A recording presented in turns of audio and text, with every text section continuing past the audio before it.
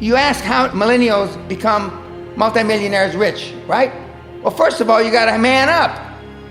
Now this sounds awful. You gotta act like you had a pair. It's that simple. You know why? Because they're all wusses. Why are guys like Joe Rogan, why are they so admired by you kids? Because they got a pair. Okay, you don't have to come from something, but you have to have belief in yourself.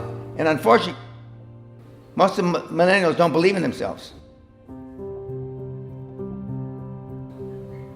They act like victims. They have the victim syndrome. And that's unfortunate. Did you realize Gallup did a poll 2 years ago? 87% of the human race is unhappy. 87. Why are they unhappy? Because they don't have what they perceive as what they deserve. But it's not what you deserve in life, it's what you earn in life. I came from a shitty background. My dad beat me, I got in a lot of trouble. I found a way to turn it around. The kids, the millennials, give up too easily. I mean, you have to want it more than the air that you breathe. I've always criticized, you can do whatever you want to do if you believe in it enough. When parents tell their kids, you can be anything you want to be, you can be the president of the United States, that's bullshit. You can be anything you want to be if you've been groomed properly, okay? And that means your parents had to know something about building self-esteem. I mean, we don't do what our parents tell us to do, we do what we see our parents do. So when I tell you, you can be anything you want to be, I've created billionaires with these two hands. If I looked at your 5 friends, each one of you, the best of you have one maybe person that's worth having as a friend. If you measure, am I growing with this person? I mean, is she detrimental to my future?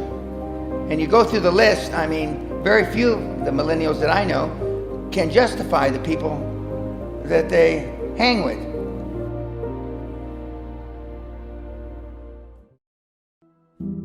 So let's dive into your story a bit more. Tell us about East LA. When I was there as an adolescent, it was almost all Mexican. And my father was a policeman, my mom was a housewife. My mother came to the United States. She crossed the Rio Grande River in 1924 as an illegal alien with her mother. And we lived almost right where downtown Los Angeles is. And my dad was a cop, and so it was easy for him to get to work. And so I got in a lot of trouble, done some awful things while I was a little kid especially.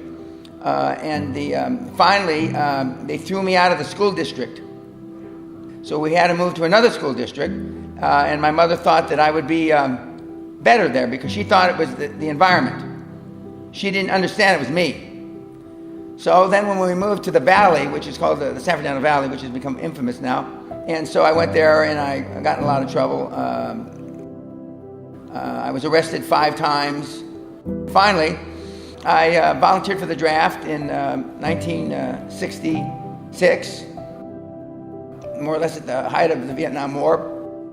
And the Army made a man out of me. I became an officer, and the rest is really history. And it was the first high-performance thing I ever did. I didn't understand, other than I had a father who looked like a superhero, alpha male role model. Other than that, he was my benchmark. He was very athletic. He was an all-American athlete in high school, and I could barely chew gum and walk at the same time. I was very uncoordinated. So my aggression I took out on other people. I fought. I could get in fights real well. I've always been a big kid, and so but I went off into the Army. The first high-performance thing I did was become an officer, and I got out of the military quite by accident. I was going to stay in the military because it was perfect for me. It was almost impossible for me to get in trouble. And they gave you crazy things to do, which I enjoyed. And then one day, I got a special award. One day I'm sitting in the officers club, and a 2-star general said, "Danny, why don't you buy the drinks for all of us?" And I said, I bought the drinks. You don't ask a 2-star general why. And then he said the magic words that changed my life. "Danny, a young man like you could get rich in the civilian world." And I swear to you, a light bulb went off over my head. I never thought of rich, Danny Peña in the same sentence. And I applied to get out of the Army, so I went from a regular Army officer to out, and I went back to school. A 4-year education in 2.5 years, and I almost got straight A's because it was easy. It was easy. I didn't realize how bright I really was until I got in the military. Because in grammar school in East LA, they used to stand me in a corner with a dunce cap. And if I was bad, they put me in a corner, then they put me in a closet. And they keep me in the closet until my mother or my grandmother came to pick me up. But my father told me, sticks and stones can break your bones, Dan, but words can never hurt you. The first thing I did is I looked for anomalies in the federal bidding process for federal products. I saw there was the refineries across the United States were only 60% being used, and yet there was a jet fuel shortage with the U.S. Air Force. So I put 2 and 2 together, I connected the dots, and I bid on federal contracts. And the first year in business, I did $50,540,000 in business with one employee, me.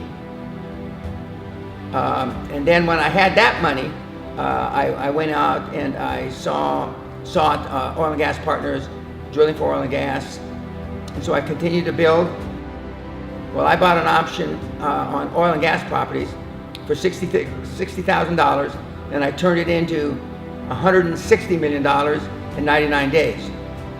From there, I was overnight success. And so I took it public and I grew the company,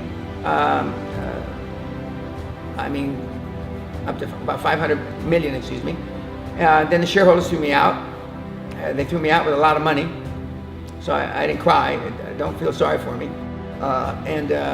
I decided I wanted to do something else because I already was ostensibly pretty rich. And I tried to teach university for a year. I found that very unfulfilling. The system that was devised 70 years ago after World War II, you go to work with a company, you work 30, 40, 45 years, you get a pension, and you can live in a picket house with 2.4 dogs, 6.4 grandchildren, and hopefully your original wife. Well, that model is dead. That is impossible anymore. Down deep in your soul, you know there is no get-rich-quick scheme that's legal.